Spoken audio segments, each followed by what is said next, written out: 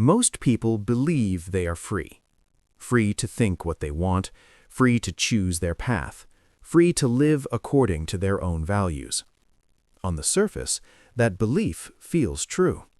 You wake up when you decide, you choose your job, you choose who you talk to, who you follow, what you say, where you go. From the outside, it looks like freedom. But if you slow down and observe people carefully, you begin to notice something unsettling. Many people are not actually living their lives. They are reacting to other people's expectations. Their mood changes depending on someone's opinion. Their confidence rises or falls based on approval. Their sense of peace disappears the moment someone disapproves. A single comment can ruin their day. A single look of disappointment can change their decision. A single moment of rejection can make them question their entire worth. And when you see this pattern clearly, a disturbing realization appears. The majority of people are not guiding their own minds. They are being guided by the reactions of others. Thousands of years ago, Stoic philosophers described this condition with brutal clarity. If you do not master yourself, someone else will. Not through chains, not through violence, but through your emotions. Look closely at how most people live in the modern world. One negative comment online ruins their mood. One criticism from a colleague makes them doubt themselves. One moment of rejection makes them feel like they have failed. Their emotional stability becomes extremely fragile. It depends entirely on external reactions. They constantly monitor how others perceive them. They adjust their behavior to avoid criticism. They soften their opinions to maintain approval. They hide their true thoughts to maintain approval. At first, this behavior feels harmless. It even feels polite. But slowly, something dangerous begins to happen.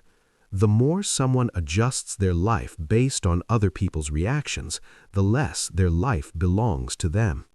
Their decisions stop coming from their own principles. Instead, they come from emotional pressure. Pressure to be liked, pressure to be accepted, pressure to avoid disapproval.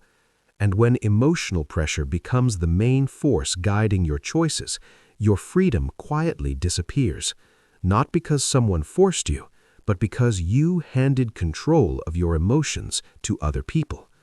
This is one of the most subtle forms of control that exists. No chains, no visible authority, just influence. The ability to trigger your emotions and shape your behavior. And once someone can do that consistently, they can guide your life without you realizing it.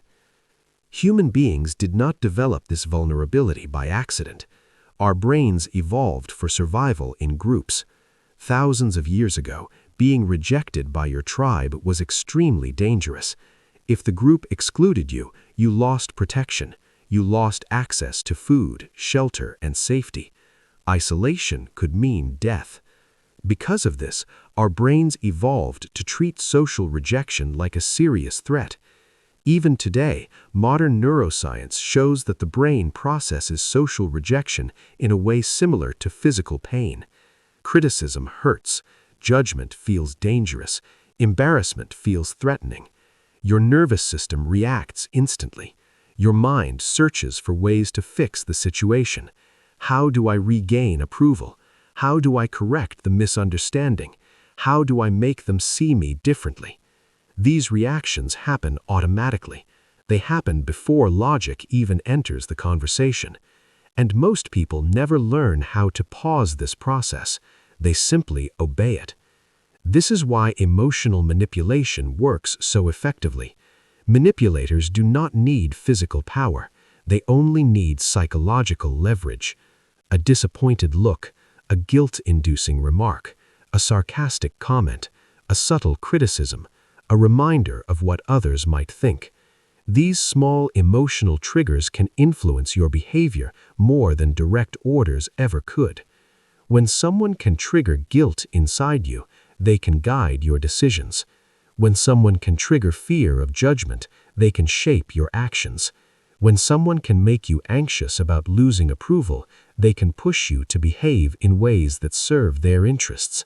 This is emotional control, and most people fall into it without noticing. The Stoics recognized this danger more than 2,000 years ago. One of the clearest voices on this topic was Epictetus. Epictetus began life as a slave in the Roman Empire. He experienced one of the most extreme forms of external control imaginable. Yet from that position, he discovered a powerful truth. He wrote, "No man is free who is not master of himself."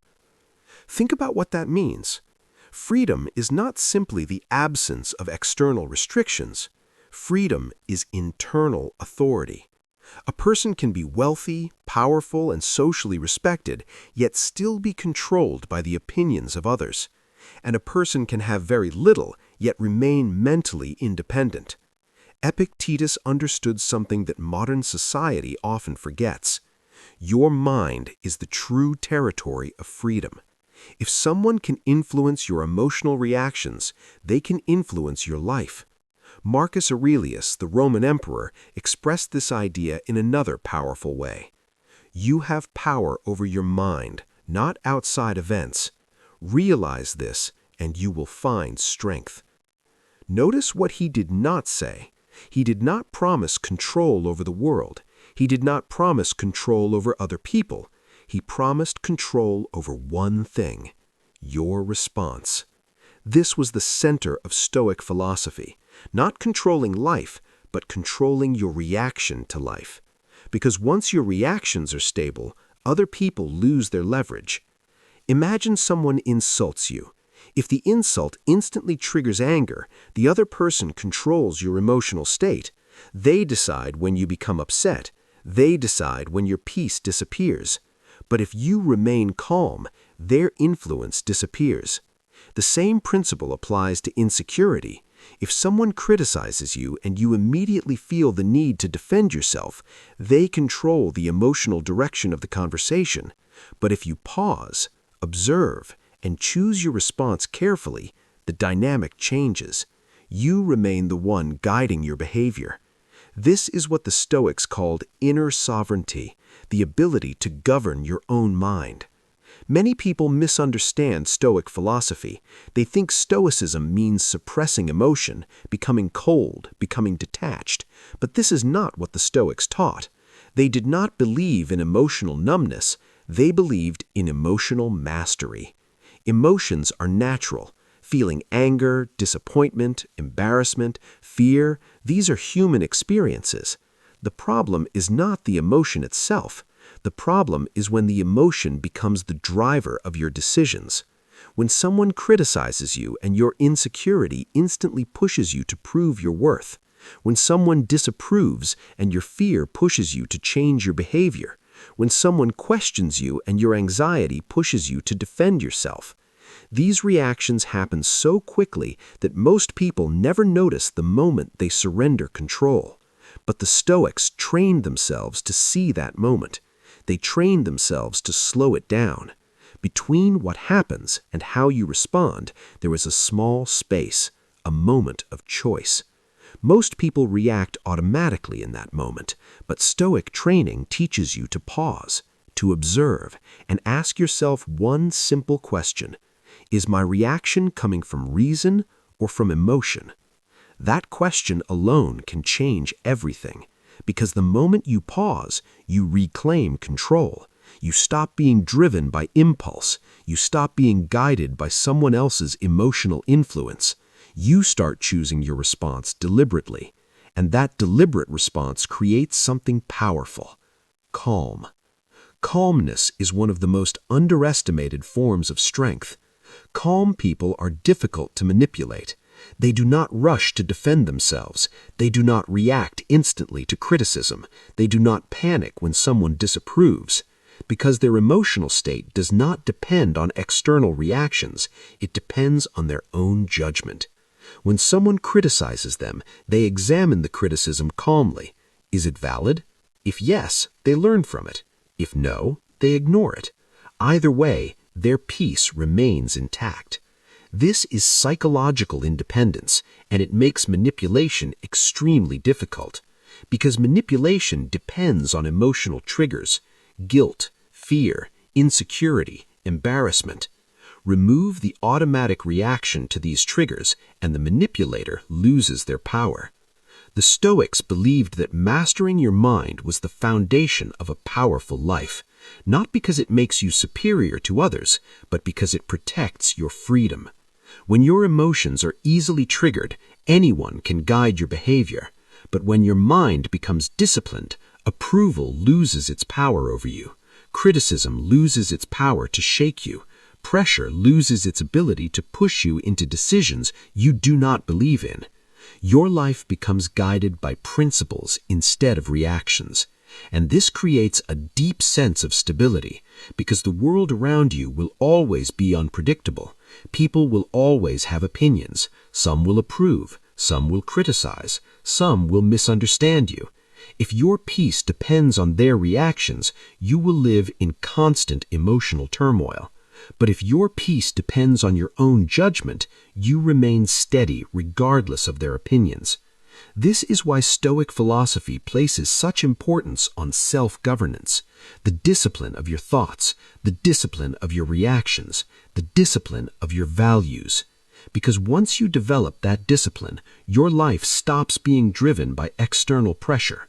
You stop living for approval. You stop adjusting your identity to satisfy other people's expectations. Instead, you begin living according to something much stronger: your own reason, your own values, your own clarity.